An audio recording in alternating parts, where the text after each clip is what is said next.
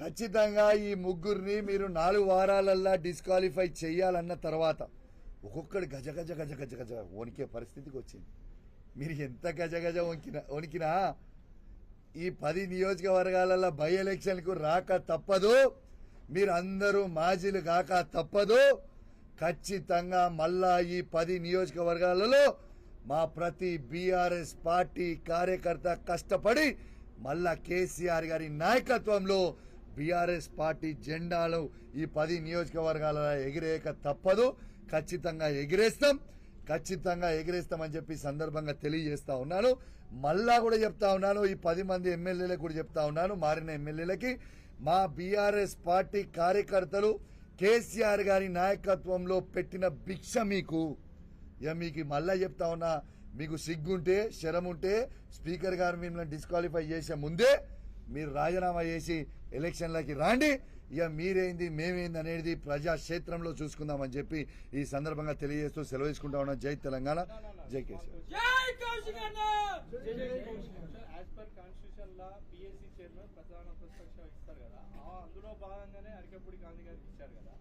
తను కూడా మిమ్మల్ని స్వాగతించారు కదా, ఇంకా వివాదం ఏముందా?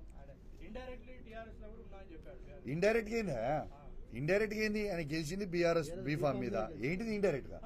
రెండోది ఇవాళ మీకు ఒక్కటే చెప్తున్న ప్రజలందరూ కూడా గమనించాలి, నేను కూడా అడిగేది అదే. మా పార్టీ పిఏసీ చైర్మన్ కి ఎన్నుకుంది ఎవరిని?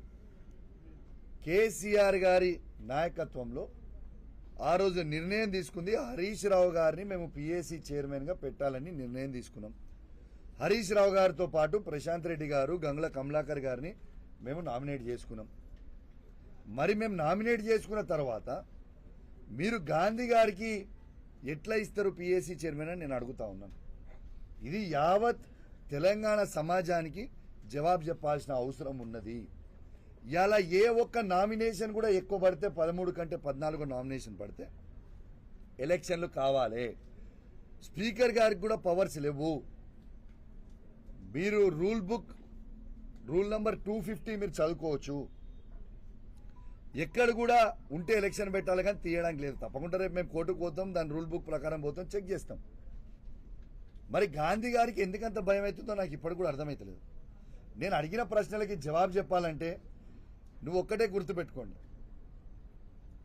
దాడిలు చేయడం పెద్ద విషయం కాదు, నాకు పెద్ద ఇష్యూయే కాదు అసలు. నిజంగా మేము దాడి చేయాలనుకుంటే ఇవాళ మీరు చూసిర్రు నిన్న ఏ విధంగా లేనో. కానీ ఇవాళ మేము దాడిని ఎందుకు చేస్తలేమంటే మా హైదరాబాద్ బ్రాండ్ ఇమేజ్ ని మేము ఖరాబ్ చెయ్యొద్దు.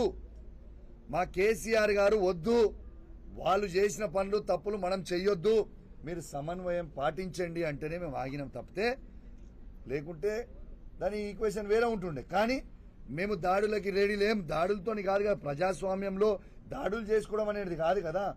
ప్రజాస్వామ్యంలో ఖచ్చితంగా మీకు దమ్ముంటే ధైర్యం ఉంటే రాజీనామా చేసి మళ్ళా రా మాట్లాడు. నువ్వు మా పిఎస్సీ చైర్మన్ అని చెప్పుకోవడానికన్నా కూడా నీకైనా సిగ్గుండాలి కదా. ప్రజలందరూ చూసుకుంటా నవ్వుకుంటా ఉన్నారు. కౌశిక్ రెడ్డికి దూకుడు ఎక్కువ ఉంది, దూకుడు తగ్గించుకోమని చెప్పి హరీష్ రావుకు ఆయన సలహా ఇచ్చిన దానం నాగేందర్. మీరు మహేష్ సినిమాలో దూకుడులాగా పోతున్నారు. సరే, నాకు దూకుడు ఎక్కువ ఉంటే దానం నాగేందర్ గారికి గోకుడు ఎక్కువ ఉన్నది. సో ఈ గోకుడు బంద్ చేసి నువ్వు సిగ్గు శరము లజ్జ మానము ఉంటే నువ్వు ఫస్ట్ ఎమ్మెల్యే పదవికి రిజైన్ చేసి ఖైరతాబాద్ ఎలక్షన్లకి రా.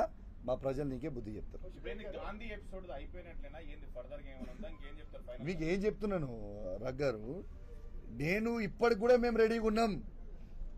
వాళ్ళ అధికార పార్టీలో వాళ్ళు ఉన్నారు కదా, మాకు పోలీస్ ఎస్కార్ట్ ఇస్తారా లేకుంటే మమ్మల్ని అలౌ చేస్తారా అంటే మేము రానికే రెడీగా ఉన్నాము. మరి రానిస్తారా రానియరా అనేది వాళ్ళకి సవాల్ చెప్పమని చెప్పండి. కౌశిక్ గారు, మీరు సెటిలర్స్ అనే పదం వాడటం వల్ల ఆంధ్ర తెలంగాణ మళ్ళీ గొడవలకు దారి తీస్తున్నారు అని చెప్పి కాంగ్రెస్ నేతలు, కాంగ్రెస్ ఎంపీలు కూడా, మినిస్టర్ కూడా మాట్లాడుతున్నారు. రాములు గారు, మీకు మళ్ళీ చెప్తున్నాను, నేను సెటిలర్స్ అనే పదం ఎక్కడ కూడా నేను మాట్లాడలేదు. You can just check, cross check please. నేను సెటిలర్స్ అనే పదం నేను నిన్నటి మొత్తం నా అన్ని వీడియో లైవ్ నేను ఎక్కడ కూడా వాడలేదు. నంబర్ 1.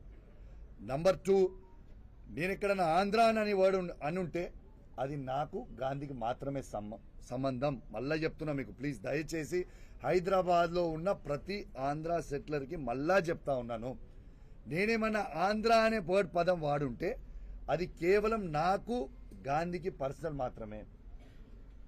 ఎందుకంటే మీకు లైవ్ గా కేసీఆర్ గారు ఉన్న 10 సంవత్సరాలలో